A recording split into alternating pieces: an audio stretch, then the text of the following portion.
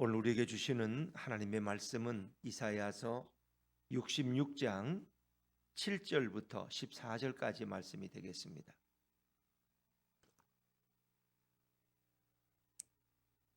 구약성경 1048쪽입니다. 이사야서 66장 7절부터 14절까지 말씀입니다. 저와 여러분이 한 절씩 교독하십니다.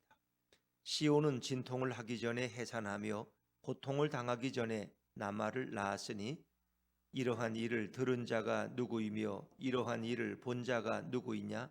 나라가 어찌 하루에 생기겠으며 민족이 어찌 한순간에 태어나겠느냐? 그러나 시온은 진통하는 즉시 그 아들을 순산하였도다.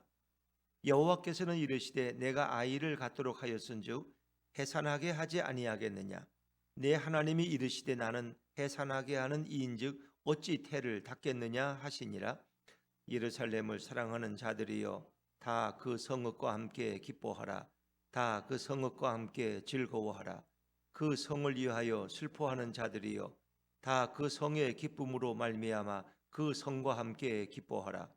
너희가 젖을 빠는 것 같이 그 위로하는 품에서 만족하겠고 젖을 넉넉히 빤 것 같이 그 영광의 풍성함으로 말미암아 즐거워하리라. 여호와께서 이와 같이 말씀하시되 보라 내가 그에게 평강을 강같이 그에게 문 나라의 영광을 넘치는 시내같이 주리니 너희가 그 성읍의 젖을 빨 것이며 너희가 옆에 안기며 그 무릎에서 놀 것이라. 어머니가 자식을 위로한 같이 내가 너희를 위로할 것인즉 너희가 예루살렘에서 위로를 받으리니 너희가 이를 보고 마음이 기뻐서 너희 뼈가 연한 풀의 무성함 같으리라. 여호와의 손은 그의 종들에게 나타나겠고 그의 진노는 그의 원수에게 더하리라. 아멘. 할렐루야. 네, 오늘 이 새벽에 나오신 여러분 위에 주님의 축복과 평화가 함께하기를 간절히 바랍니다. 자, 이사야 66장은 이사야서의 제일 마지막 부분입니다. 어제도 말씀드렸듯이 이사야서 1장은 예배에 관한 말씀으로 시작이 됩니다. 그들의 잘못된 예배를 지적하는 그 죄에 대한 지적으로 시작하는데 그 가장 큰 죄가 예배를 잘못 드리는 죄였습니다. 근데 오늘 이사야 66장도 첫 부분은 예배에 대한 이야기로 시작이 됩니다. 왜냐하면 그들이 너무나 잘못된 예배를 드려왔기 때문에 결국 그 잘못된 예배가 그들로 하여금 하나님을 진노하게 만들었고 바벨론 포로로 끌려가는 이 수치스러움에 이르게 했습니다. 이제 그들이 돌아와서도 그 예배가 회복되어야 될 텐데 그들이 정말 돌아와서도 그 온전한 예배를 회복할 수 있겠느냐 하는 것을 아마 하나님은 관심사적으로 말씀하고 있다고 생각되어집니다. 자, 이사야 66장의 앞부분에 보면은 그러나 하나님이 친히 돌보시고 하나님이 친히 축복하시는 사람들이 있는데 66장 2절 후반절에 보니까 무릇 마음이 가난하고 심령에 통회하며 내 말을 듣고 떠오는 자 그 사람은 내가 돌보려니와. 마음이 가난한 자, 심령에 통회하며 내 말을 듣고 떠오는 자들, 이 사람들은 진정한 예배자를 의미합니다. 그 남은 자 중에서도 가장 진실하게 하나님을 섬기는 자들입니다. 마음이 가난해요. 마음이 교만하지 않아요. 심령에 통회하는 자예요. 하나님의 말씀을 듣고 가슴을 치며 회개할 수 있는 자들이에요. 그들은 말씀을 듣고 떠오는 자, 곧 전율을 느끼며 감격하는 자들입니다. 하나님의 말씀을 그냥 세상 지나가는 얘기처럼 신문 기사처럼 지고 지나갈 수 있지만 그들은 하나님 말씀을 귀하게 여긴다는 것. 그 자들은 내가 친히 돌볼 것이다. 돌볼 것이다. 하나님의 말씀에 대한 반응인 것입니다. 바로 이런 자들이 진실한 예배자고 하나님이 그들을 진정으로 구원하시는 것을 말씀해요. 그러나 형식적인 예배, 위선적인 예배, 하나님을 떠난 예배, 하나님보다 오히려 여호와 하나님보다 바알 하나님, 아세라 하나님을 가서 더 열심히 섬기는 그 백성은 하나님 앞에 결국 진노를 받을 수밖에 없는 거예요. 너희 다 바벨론 포로로 왜 끌려갔느냐? 바로 너희가 예배를 잘못 드린 죄라는 거예요. 어찌 보면 우리 인생에 우리 신앙생활 속에 가장 중요한 것은 예배인 것입니다. 교회가 예배 드리는 곳 아닙니까? 그래서 우리가 예전에는 예배당. 구약에서는 성전이라고 나오지만 지금은 다 예배당. 근데 예배당이라는 말을 잘 안 쓰시죠. 근데 어디 보니까 정말 남사 쪽에 지나가다 보니까 참골 예배당이라고 길가에 이렇게 서로만 집에 이렇게 위에는 아마 무슨 아기찜을 하는 식당이고 아래 이렇게 하는 데가 있어요. 새로 고속도로 난 그 밑에 보니까 예배당이에요. 정말 예배 드리는 게 제일 중요한데 예배당에 와서 예배 드리는 게 제일 중요한 거 아니에요? 근데 우리 예배당에 오면 할 일이 많아. 여신도 회비도 걷어야 되고 또 뭐 설날 되면 가래떡도 팔아야 되고 뭐 할 일이 많아. 신경 쓸 것이 많아. 너무 그냥 다른데 너무 신경을 많이 써. 근데 예배당은 예배 드리는 곳이에요. 성전은 그냥 예배하는 곳이에요. 하나님 앞에. 근데 거기에 우리의 중심점이 있고 교회의 중요한 교회는 예배를 잘 드리는 곳이에요. 저희 교회는 시작부터 안내위원도 없고 이상하게 교회가 안내위원도 안 세우고 이만하면 세워야 될 텐데 예배에 집중하기. 안내위원들은 안내하다가 예배를 놓쳐버려. 그냥 예배 시작되고 뭐 한참 있다가 또 화장실 갔다 와서 들어오면 그 예배가 제대로 된 예배가 아니에요. 시작부터 준비된 것부터 정말 온전히 1시간 동안 예배에만 집중하자. 예배 끝나고 점심을 먹고 안 먹고 그래 중요한 게 아니에요. 그 다음 모임은 뭐 예배 하나 잘 드리면 그거로 성공한 거예요. 하나님은 예배를 가장 중요하게 여기신다. 그래서 새해에도 우리의 정말 허물어진 제단을 쌓고 하나님 앞에 바른 예배를 드리는 거예요. 여러분 엘리야가 갈멜산에서 바알 선지자들과 대결할 때 1대 850으로 할 때 제일 먼저 한 일이 뭐예요? 그 다 허물어진 여호와의 제단을 다시 수축한 일이에요. 그 제단 돌을 하나하나 다 쌓아서 그걸 세척해 놓고 거기서 하나님 앞에 기도할 때 그 제단에 불이 임해서 결국 바알과 아세라 선지자들 앞에 승리하잖아요. 예배가 제일 중요하다는 거예요. 다른 건 그 다음 문제고 하나님의 임재 가운데 예수님의 임재 가운데 온전한 예배가 드려지느냐. 예배 드리면서도 딴 생각하는 그런 예배가 아니라 그 1시간만이라도 온전히 주님께 집중하는 예배. 주님은 그것을 원하신다는 거예요. 자, 오늘 이제 7절부터 14절 부분은 조금 다른 문제인데 이제 그들이 바벨론에서 돌아오게 되는 과정을 이렇게 설명하시는 거예요. 자, 우리 7절 말씀으로 돌아보죠. 7절입니다. 7절 시작. 시온은 진통을 하기 전에 해산하며 고통을 당하기 전에 남아를 낳았으니. 진통을 하기 전에 해산하며, 그러니까 여인들이 이렇게 아이들을 10개월 동안 생명이 생기면 그 아이를 품고 있다가 이제 아이를 출산하게 되는데 출산할 때 가장 어려운 게 뭐예요? 결국 해산의 진통 아닙니까? 해산의 고통. 그 해산의 고통은 뭐 이루 말할 수 없는 거예요. 성경에 이제 근원을 따져보면 아담과 하와가 범죄함으로 여인인 하와에게 해산의 진통을 주셨다. 뭐 이렇게 성경은 이제 기록하고 있습니다. 그 진통을 피할 여인은 없어요. 그 진통을 줄이는 뭐 방법을 연구하고 또 진통 없는 주사를 놓기도 합니다만은 정말 그 진통은 이루 말할 수 없는 고통이에요. 그런데 시온은 예루살렘은 진통을 하기 전에 해산한다는 게 무슨 고통을 당하기 전에 남아를 낳는다는 그게 무슨 얘기일까? 이것은 이제 그들이 지금 바벨론 포로에 가서 끌려가서 70년 동안 있잖아요. 근데 그들이 돌아오는 과정 속에서 어찌 보면 그런 마치 아이를 낳는 그 진통을 겪지 않고 진통 없이 그들이 돌아오게 된다는 거예요. 이것은 바로 하나님이 페르시아의 고레스를 움직여서 이스라엘 백성이 돌아오는 일에 너무나 수월하게 너무나 기적적으로 어떻게 그들이 이스라엘 백성을 돌려보낼 수가 없어. 그 과정은 뭐 보통의 여러분 출애굽할 때 이스라엘 백성이 애굽에서 나올 때도 그게 쉽지 않았잖아요. 그들이 그 고통당하는 걸 하나님이 그들의 고통을 보시고 들으시고 또 내려오셔서 그들을 이렇게 이끌어내시는 그런 과정이 있잖아요. 그리고 10가지의 재앙이 내려서 그 바로와 모세와의 계곡 밀고 당기는 그 씨름의 과정이 있잖아요. 근데 바벨론 포로에서 복귀하는 거는 전혀 그런 과정이 없다. 어느 날 고레스가 이런 하나님의 감동을 받고 그 이스라엘 백성을 돌려보내는 것.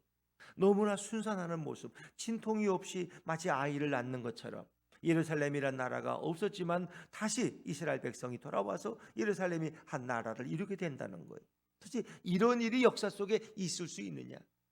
근데 우리가 가만히 보면 우리 민족이 8.15 광복을 이룬 것이 어찌 보면 그렇죠. 그 과정에 물론 독립군들의 그 고통이 있었고 또 많은 독립군들의 희생이 있었지만 뭐 그것으로 해방이 된 건 아니에요. 그거는 어찌 보면 그렇죠. 하나님의 은혜예요. 우리는 사실 뭐 그걸 우리가 뭐 독립 투쟁에서 얻은 건 아니에요. 그냥 히로시마의 원자폭탄이 떨어짐으로 제2차 세계대전이 종결되면서 일본의 천황이 항복 서인서를 발표하고 그리고 우리에게 들은 모든 자유가 오게 된 거죠. 이 모든가 이스라엘 백성이 바벨론 포로에서 돌아오는 과정과 너무나 흡사한 거죠. 성경은 그것을 어떻게 표현하는지 보세요. 자, 8절입니다. 8절. 이사야 66장 8절입니다. 시작. 이러한 일을 들은 자가 누구이며 이러한 일을 본 자가 누구이냐?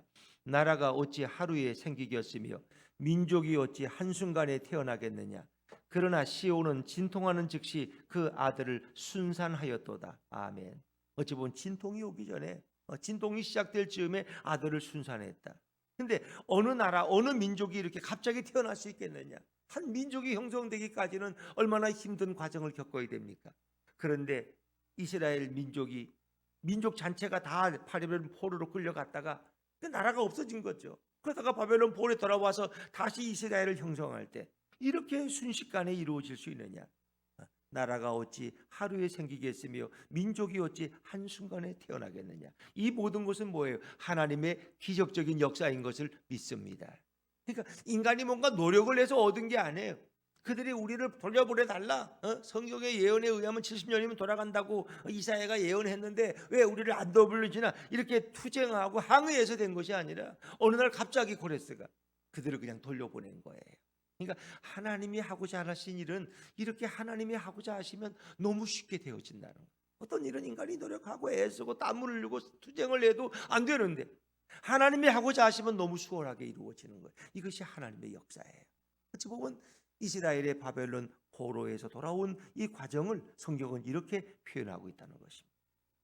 마치 진통이 없이 시온이 이스라엘이 아이를 낳는 과정으로 설명하죠. 자, 9절 말씀으로 넘어가서 있습니다. 9절입니다. 시작. 여호와께서 이르시되 내가 아이를 갖도록 하였은즉 해산하게 하지 아니하겠느냐? 내 하나님이 이르시되 나는 해산하게 하는 이인즉 어찌 태를 닫겠느냐 하시니라. 아멘. 그래서 이 모든 해산의 비유를 통해서 하나님의 구원을 설명하고 있는 거예요. 해산의 어떤 과정을 통해서 그래서 해산 없이 하나님이 너무 순산하게 이렇게 역사해 주셔서 한 아이가 태어나는 과정을 이 하나님의 구원의 역사로, 그래서 바벨론 포로에서 그들이 돌아오는 과정, 그리고 또 한 가지 의미는 교회의 태동을 설명하는 거예요. 교회의 태동. 교회가 이 땅에 태어날 때 첫 태생이 사도행전 2장 아닙니까? 이 신약적인 의미에서 교회가 태동할 때 성령 강림 사건을 통해서 자연스럽게 교회가 태어나는 거예요. 그 모든 태동의 과정을 이렇게 고통 없이 아이를 순산하는 과정으로 오늘 성경은 설명하고 있다 하는 것입니다. 이것은 교회의 탄생이죠. 교회의 탄생. 근데 이제 아들이라는 나마라는 말과 이 아들, 아이 이런 말을 많이 쓰는데 어찌 보면은 메시아의 어떤 대속적인 사건, 메시아 예수 그리스도가 이 땅에 오심으로써 그분의 십자가의 그 고통을 통해서, 물론 그분 자신은 고통을 당했죠. 그러나 우리 인간의 입장에서 보면은 우리가 인간이 고통을 당한 게 아니에요. 우리가 죄에서 풀려날 때, 우리가 마귀의 세력에서 우리가 자유함을 얻을 때 우리는 아무런 고통 없이 주어지는 구원의 선물을 받게 된 거죠. 이 구원이 그래서 은혜라는 거예요.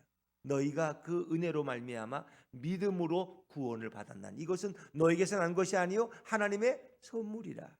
구원은 우리의 노력으로 얻은 게 아니에요. 내가 땅을 많이 10구덩이를 파가지고 내가 이만큼 일을 내서 구원받은 게 아니라 이 모든 것은 하나님이 거저 주시는 선물이라는 거예요. 그러나 예수 그리스도가 십자가의 대속적인 사건의 희생을 통해서 우리에게 주어진 선물, 그것이 바로 교회의 탄성이고, 그리고 교회를 통해서 우리는 그 구원을 키워가는 역사를 경험하게 되죠. 그래서 이 모든 사건들을 하나의 고통 없이, 진통 없이 아이를 낳는 것으로 성경은 그렇게 설명하고 있다. 여기에는 전적인 하나님의 주권적인 역사와 섭리를 우리에게 보여주고 있는 것이죠. 어떻게 진통 없이 아이를 낳을 수 있겠습니까? 그러나 하나님이 하고자 하시면 그런 일들은 충분히 가능하고, 또 하나님이 그렇게 일하고 계시는 것이 우리의 구원이다. 바벨론 포로에서의 귀환과 교회의 태동과 인류의 구원을 성경은 진통 없는 순산으로 이렇게 설명하고 있는 것입니다. 이것이 하나님의 역사하시면 여러분이 그렇게 원하는 일들이 너무나 수월하게, 너무나 쉽게 이렇게 하나님이 일하시면 이루어질 수 있다는 거죠. 자, 이제 이렇게 이 땅에 교회가 탄생된 이후에 그 기쁨, 예루살렘이 회복된 이후의 그 기쁨을 오늘 10절부터 14절까지는 그렇게 노래하고 있습니다. 자, 우리 10절 말씀으로 넘어가 봅니다. 10절입니다. 시작. 예루살렘을 사랑하는 자들이여 다 그 성읍과 함께 기뻐하라. 다 그 성읍과 함께 즐거워하라. 그 성을 위하여 슬퍼하는 자들이여 다 그 성의 기쁨으로 말미암아 그 성과 함께 기뻐하라. 이제 바벨론 폴에 돌아와서 다시 예루살렘을 재건한 자들, 그 재건한 백성들의 기쁨은 이루 말할 수 없죠. 그 폐허가 되었던 7, 80년 동안 사람이 살지 않고 폐허가 되었던 그 삭막한 그곳에 사람들의 소리가 나고 사람들이 와서 이제 거기서 다시 집을 짓고 생활하게 되는 그 기쁨과 즐거움은 이루 말할 수 없죠. 더구나 돌아온 백성들은 물론 돌아오는 과정이 쉽진 않았겠죠. 그러나 우리가 다시 여기 돌아온다는 건 꿈에도 꿀 수 없었는데 어떻게 이런 일이 가능할까? 다시 우리 이스라엘 민족이 회복되었다는, 예루살렘 성이 다시 사람 사는 곳이 되었다는 그 기쁨을 성경은 증언하고 있지요. 그래서 여기는 슬픔이 없고 다 기뻐하라. 성읍과 함께 기뻐하라. 그 성읍과 함께 즐거워하라. 그렇죠? 그 성을 위하여 슬퍼하는 자들이여 그 성의 기쁨으로 말미암아 그 성과 함께 기뻐하라. 그래서 모든 이 슬픔이 사라지고 기쁨으로 완전히 회복되는 과정, 기쁨으로 회복되는 과정이죠. 그것을 설명하는 거죠.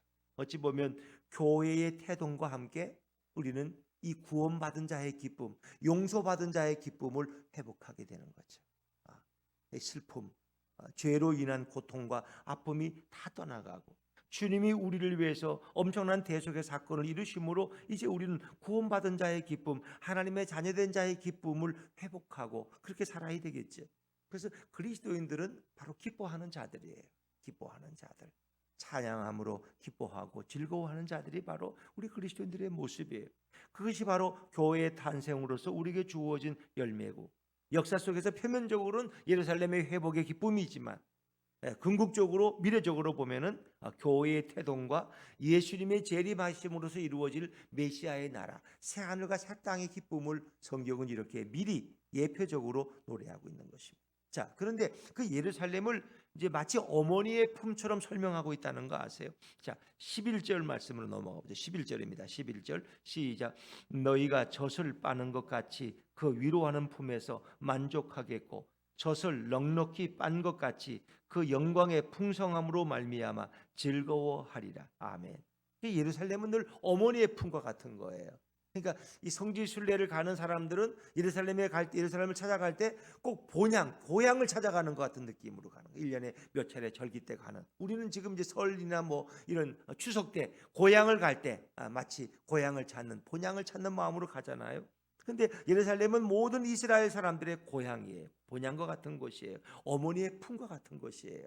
그래서 그들이 세상에서 살아가다가 예루살렘 성전으로 돌아가면 거기서 진정한 어머니의 위로를 경험할 수 있는, 하나님의 위로를 경험할 수 있는, 그 예루살렘에서 젖을 빠는 것 같은 거기서 이제 하나님의 말씀의 위로를 받는 거죠. 근데 교회의 모습이 바로 예루살렘의 모습이고 교회는 바로 어머니의 품과 같은 곳이에요. 그래서 우리가 한 주간 동안 세상에 살다가 다시 어머니의 품으로 돌아와서 명절에 오면은 어머니가 아들을 품에 안고 딸을 품에 안고 얼마나 고생했냐, 너 친정에 너 시집에서 고생살이 하지 않았느냐 하면서 어머니가 따뜻하게 안아주고 맛있는 음식을 해주고 이런 것이 마치 교회에 대한 비유와 같은 거예요. 교회는 어머니의 품과 같다. 왜? 어머니의 품에서 우리는 젖을 빨잖아요. 교회는 하나님의 말씀에 젖을 빠는 것이에요. 굶주리고 갈증 느낀 영혼들이 교회에 와서 하나님의 말씀에 젖을 빨고 그 어머니의 품에 마치 안긴 것 같은 푸근함을 느끼는 거예요. 주님 그죠? 수고하고 무거운 짐 자다 내게로 오라. 내가 너희를 편히 쉬게 하리라. 어머니, 그래서 아이들이 보채다가도 엄마가 품에 안으면 어머니의 무릎에 누이면 그 편안해지잖아요. 아이들이. 근데 이 심리학적인 실험을 해봐도 어머니의 품에서 떼놓으면 애들은 불안해. 심장박동이 불안해. 근데 어머니의 품에 안는 순간부터 아이들은 따뜻함을 느끼고 위로함을 느끼고 평안함을 느끼는 거예요. 또 이제 아이를 가슴에 안는 건 이유가 있죠. 그 아이들이 어머니의 심장 고동소리를 들으면서 자라난다는 거예요. 그래서 아이들을 어머니가 품에 안으면 아이들이 평안해지는 거예요. 두려움이 사라지는 거예요. 그리고 물론 어머니의 젖을 먹이면 그가 이제 배부름을 얻게 되는 거죠. 바로 그것이 교회의 모습이고 마치 예루살렘의 모습인데, 그래서 우리는 교회에 와서 젖을 빠는 것 같이 위로하는 품에서 만족하겠고 젖을 넉넉히 빤 것 같이 그 영광의 풍성함으로 말미암아 즐거워하리라 하는 것입니다. 마치 예루살렘은 어머니의 품과 같다 하는 것을 성경은 우리에게 증언해 주고 있는 것이죠. 그래서 그곳에 와서 모든 위로와 평강을 얻을 수 있는 거예요. 자, 12절은 평강에 대해서 이제 말씀하시죠. 12절입니다. 시작. 여호와께서 이와 같이 말씀하시되 보라 내가 그에게 평강을 강같이 그에게 문 나라의 영광을 넘치는 시내같이 주리니 너희가 그 성읍의 젖을 빨 것이며 너희가 옆에 안기며 그 무릎에서 놀 것이라. 아멘. 그랬습니다. 교회에 와서 누리는 그 하나님의 말씀에 대한 젖을 빠는 그 기쁨, 그리고 주님이 주시는 그 평화를 누리는 거죠. 이것은 교회를 통해서 주시는 영육 안의 풍성함을 이야기하는, 회복된 예루살렘을 이야기하고 또 모든 이의 어머니의 품과 같은 교회, 그리고 생명수의 강이 흐르는 교회의 강단을 의미하기도 하죠. 이제 그러나 궁극적으로 이것은 여기서 교회에서 머물지는 않아요. 계시록 22장에 가면은 생명수의 강이 흐르고 이제 모든 슬픔과 질병과 이별과 사망이 사라진 그 새하늘과 새 땅, 메시아 왕국의 평화와 기쁨을 우리에게 또한 미리 보여주고 있는 거예요. 그래서 그곳에서는 생명수의 강이 흐르고 하나님이 부어주시는 그 평강을 누리는데, 하나님이 그들을 마치 품에 안는 어머니처럼 그들에게 진정한 위로와 평안을 줄 것을 이야기하죠. 특히 12절에 보니까 너희가 그 성읍의 젖을 빨 것이며 너희가 옆에 안기며 그 무릎에서 놀 것이라. 아이가, 고생하던 아이가 어머님을 만나니까 어머니의 품에서 그냥 편안하게 무릎을 베고 노는 것처럼 우리가 주님의 품에 안겨서 누리는 행복과 평안을 이야기하는. 자, 13절에도 위로의 얘기가 계속되어집니다. 13절 시작. 어머니가 자식을 위로한 같이 내가 너희를 위로할 것인즉 너희가 예루살렘에서 위로를 받으리니. 이스라엘 백성이 돌아와서 받는 위로고, 동시에 어머니의 품과 같은 교회를 통해서 받는 위로, 그리고 메시아의 왕국에 우리가 새하늘과 새 땅에 들어갈 때 거기서 받는 하나님의 위로를 말씀하는 거예요. 그래서 이 모든 것은 바로 위로가 있는 것이다. 그래서 우리는 이 땅에서는 교회에 와서 하나님 말씀을 듣고 위로를 받는 거예요. 성도의 교제를 통해서 위로를 받는 거예요. 그러나 우리가 메시아의 왕국 새하늘과 새 땅에 예수님이 재림하심으로 들어갈 그곳에서는 영원한 하나님의 위로를 우리가 경험하게 될 것이다. 어머니가 자식을 위로한 같이 내가 너희를 위로하겠다. 하나님이 친히 말씀하는 거죠. 그래서 이 모든 것은 다시 생명력을 회복하고 이 모든 것을 다시 생기를 회복하는 그 생기의 기쁨을 성경은 이렇게 예표하고 있는 거죠. 14절 말씀, 마지막 말씀을 읽습니다. 마지막 말씀 시작. 너희가 이를 보고 마음이 기뻐서 너희 뼈가 연한 풀의 무성함 같으리라. 여호와의 손은 그의 종들에게 나타나겠고 그의 진노는 그의 원수에게 더하리라. 하나님의 어머니의 그 따뜻한 손과 같은 것은 하나님의 백성들은 그 따뜻하게 안아주시고 위로하시고 평안을 주시지만 그 원수들, 그 이스라엘 백성을 괴롭히는 그 모든 원수들에게는 하나님의 진노가 임할 것이다. 그래서 하나님의 백성은 주님의 품에서 위로와 평안을 누리고, 그리고 모든 원수의 세력들은 하나님의 진노 가운데 던져질 것이다 하는 것을 말합니다.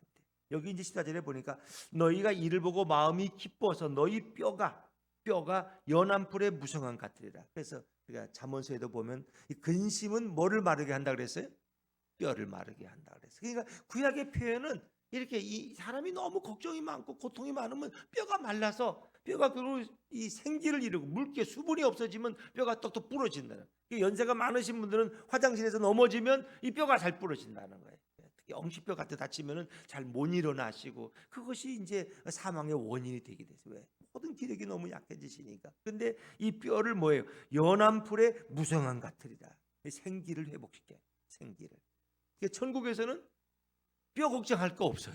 천국에서는 우리가 죽음이라는 걸 경험하지 않아요. 그건 보험을 안 들어도 영원히 사는 영생의 장소가 바로 메시아 왕국이고 새하늘과 새 땅이라는 거예요. 하나님이 그 생명력을 풍성히 부어주시는 것을 이렇게 비유적으로 설명하고 있습니다. 여러분, 이 땅에서 우리는 교회를 통해서 마치 어머니의 품과 같은 예루살렘, 그 교회를 통해서 우리는 젖을 빠는 어린아이 같이 주님의 위로를 받습니다. 거기에 교회는 신령한 젖이 흐르는 것입니다. 그리고 교회는 생명수의 강이 흐르는 것입니다. 우리 예수 그리스도는 우리에게 자신을 생명의 강으로 이렇게 설명하고 계시죠. 그러나 이 모든 것의 완성은 결국은 메시아 왕국 새하늘과 새 땅에서 우리가 경험하게 될 것을 말씀하시죠. 그러나 우리는 부분적으로 이 땅에서 하나님의 나라를 경험하고 주님의 위로를 경험할 수 있습니다. 그래서 이 고통 많은 세상, 슬픔 많은 세상에서도 우리가 기뻐할 수 있는 것은 주님의 몸된 교회를 통해서, 예배를 통해서, 그리고 우리의 인생의 주인으로 우리 마음에 모신 예수님의 위로와 그분이 주시는 평안과 능력을 통해서 우리 이 땅에서도 감사하며 찬양하며 살아갈 수 있는 것입니다. 여러분, 새해에는 교회를 통해서 더 큰 신령한 젖을 빨고 주님의 위로를 경험하면서 또 예수님을 내 인생의 주인으로 모시고 그분과 함께 동행함으로써 늘 주님을 찬양하는 행복한 승리의 새해가 되시기를 주의 이름으로 축원합니다.